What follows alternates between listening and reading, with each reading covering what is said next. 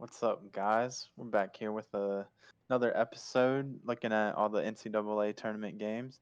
It's Kane's KJ34, the best gambler on Twitter, along with my buddy KSACK.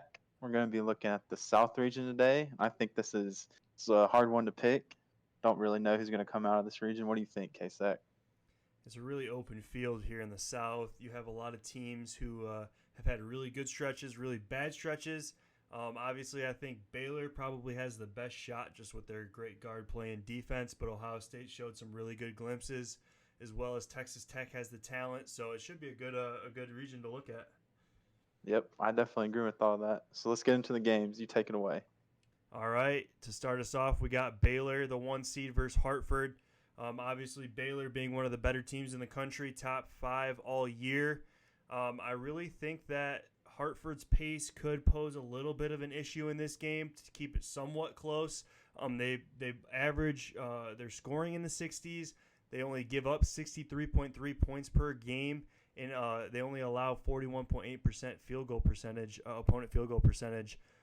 Baylor, however's defense, like I said, is elite. They turn the ball. They have opponents turn the ball over 17.3 times a game, and Hartford actually is pretty mildly okay. They only turn the ball over 12.7 times, so it should be a pretty slow-paced game. Baylor shoots 41% from three, which is unreal, but Hartford only gives opponents 28.7%. For that reason, I think Hartford will get blown out, but not by too much. We're taking Hartford plus 26, but Baylor to advance into the next round.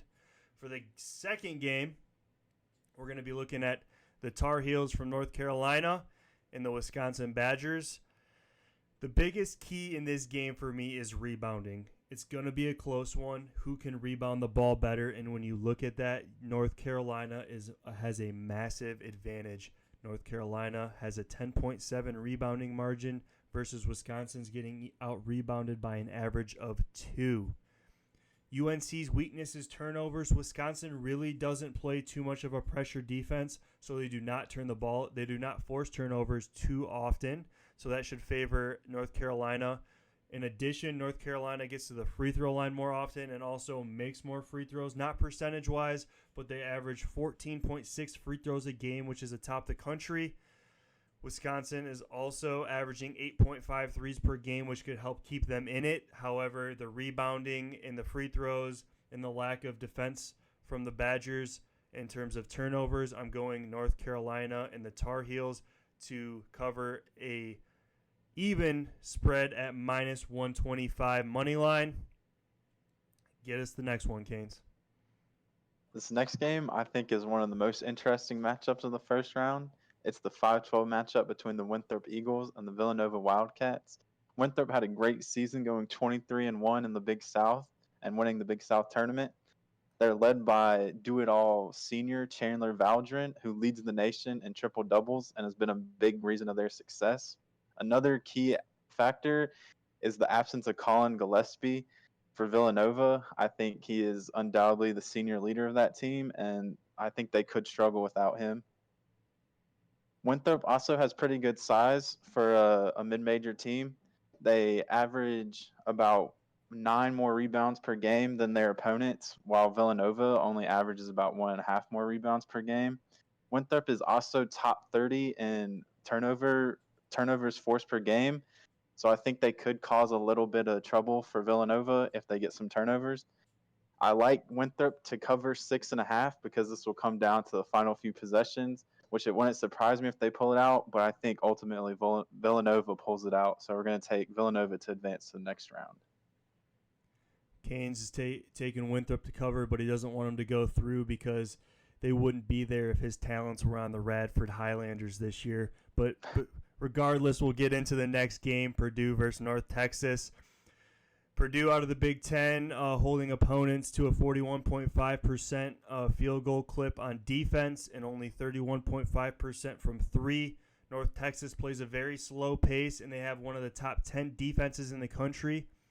They only actually get to the free throw line, though, 10.8 free throws made per game, which is pretty low. I think this one's really going to be won down low. Can North Texas defend Travion Williams and Zach Edey, and I do not think they'll be able to. I just think that the free throw line is going to play a big factor. You're going to get a lot of foul trouble on North Texas due to the size of Purdue and the depth of Purdue.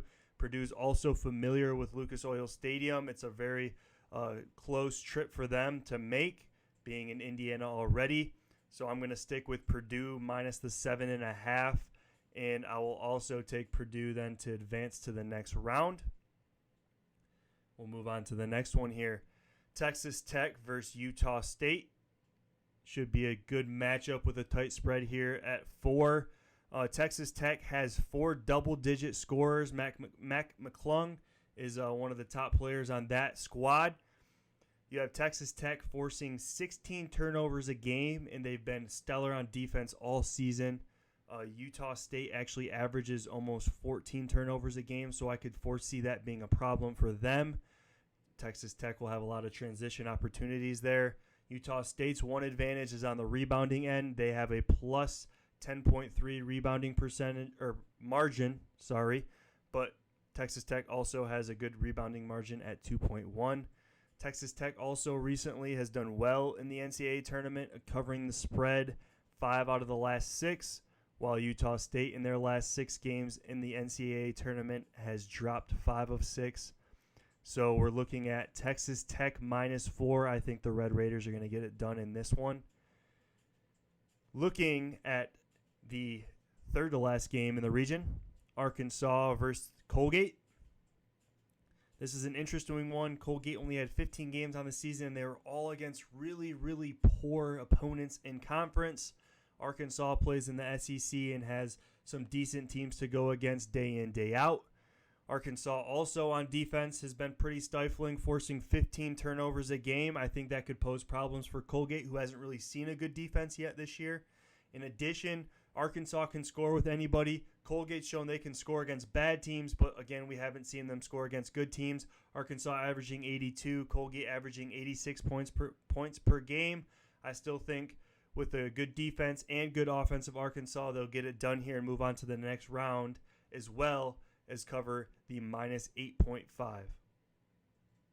Next game we're going to look at is the 7-10 matchup between my Virginia Tech Hokies and the Florida Gators. These teams are pretty even. I think it's a very tight game, come down to the last few possessions. But one big difference will be Florida could lack some big man depth after the suspension of 6'10" Omar Payne during the SEC tournament. This could lead to Virginia Tech having some potential opportunities down in the paint, led by Keve Aluma and Justin Mutz coming off a career game versus North Carolina. The Hokies are also more disciplined with the ball, and as they average 3 less turnovers per game, and those extra possessions could definitely help down the stretch because it will be a close game. Here, I'm definitely biased, but I think the Hokies pull it out, and we're going to take Virginia Tech money line at minus 105. Go Hokies, baby, for Canes there. Next game and the last game of the region is Ohio State versus Oral Roberts. We're looking at a really good Ohio State team who has proven themselves down the stretch to compete with any of the top teams in the Big Ten. They've played everybody close. They've had a lot of good wins on the year. Oral Roberts, they got one of the best scorers in the country, Max Abmas.